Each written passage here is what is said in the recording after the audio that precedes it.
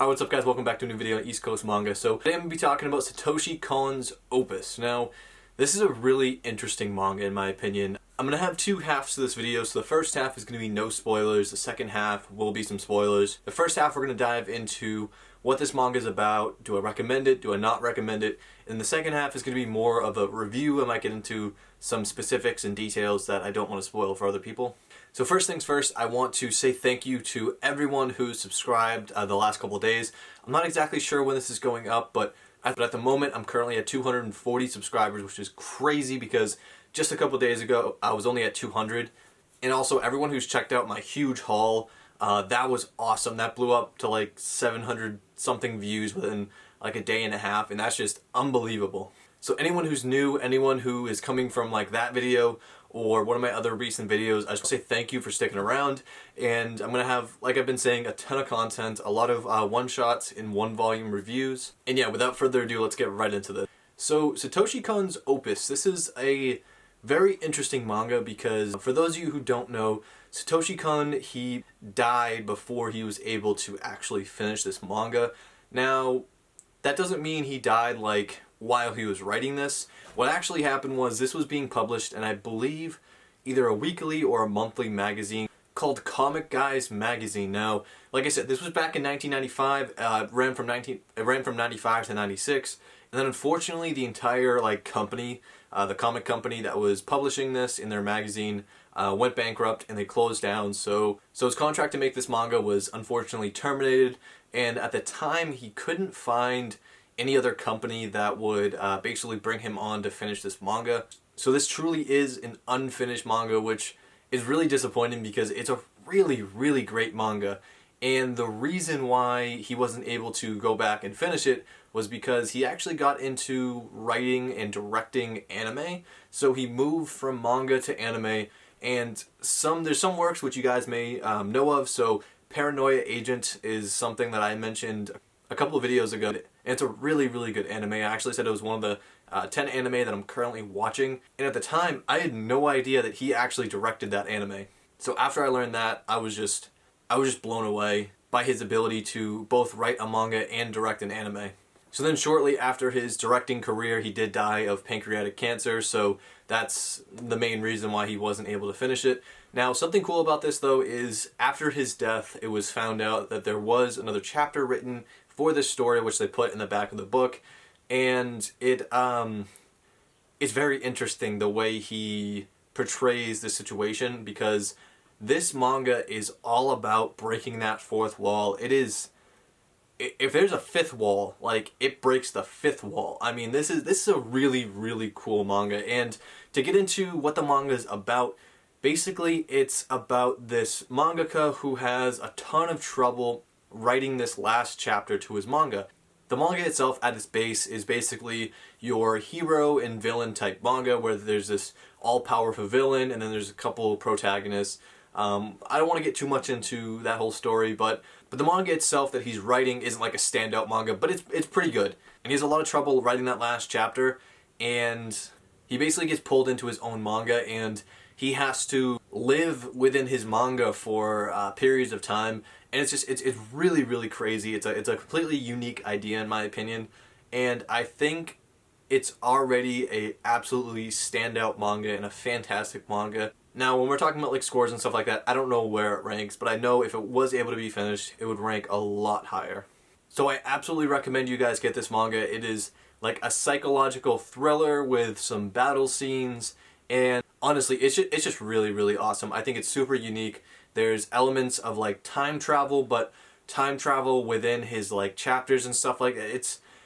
It's really hard to explain without giving away too much or spoiling it. So right here, if you haven't read this yet and you do want to read it and you don't want any spoilers, this is where I recommend you cut out of the video and end it. I recommend you check it out, whether you buy it online or read it in person, whatever you want to do.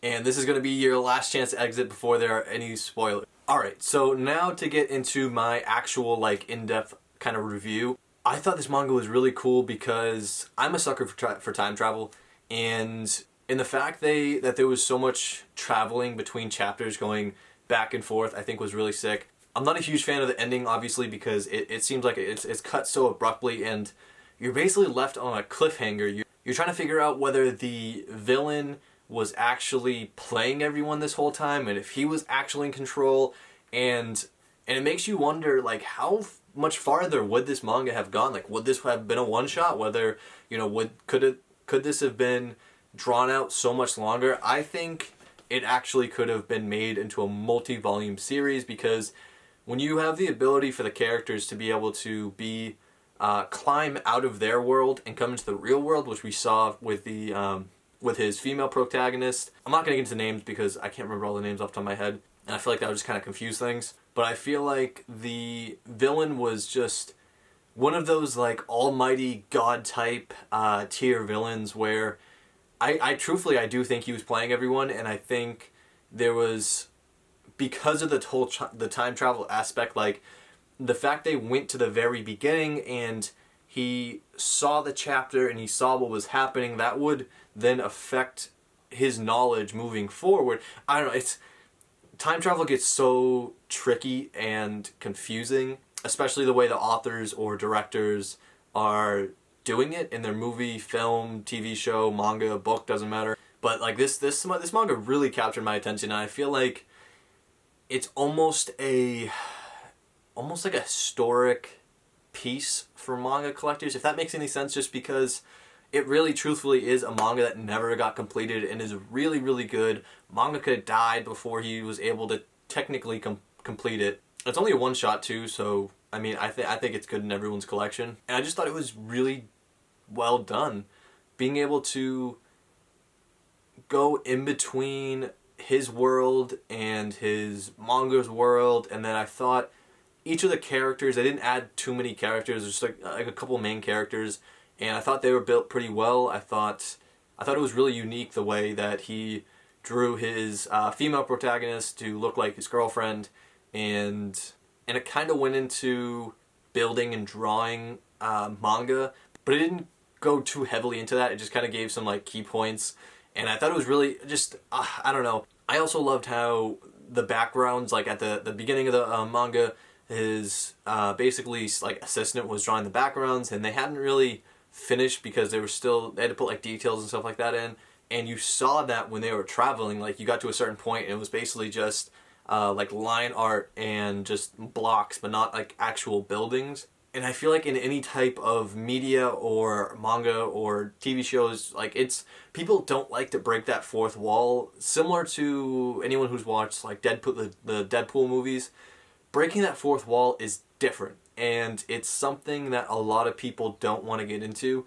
And this broke the fourth wall. This broke, I would even say, a fifth wall. Especially, I think it was with that last chapter where he's drawing a manga based on his manga that's drawing another manga, and it's crazy. But it's not too complicated, I feel like.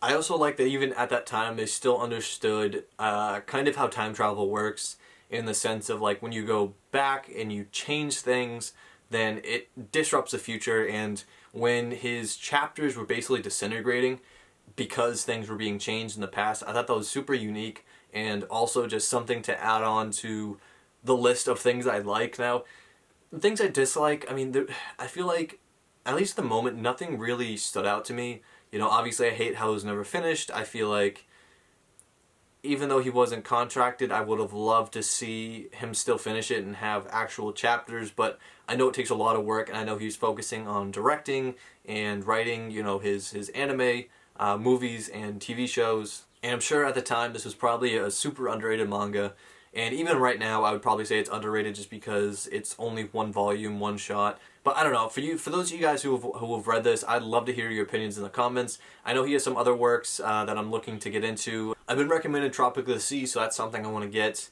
And I don't know, just something about one-shots that really interest me. Like the mangakas really have to fill it with nothing but good stuff because of how short the manga are. So I think it really does give a great challenge to the mangaka. So that's been it for this video. If you enjoyed, make sure to leave down in the comments what you guys thought of it, and, you know, just let me know your opinion. Alright, I'll see you guys later.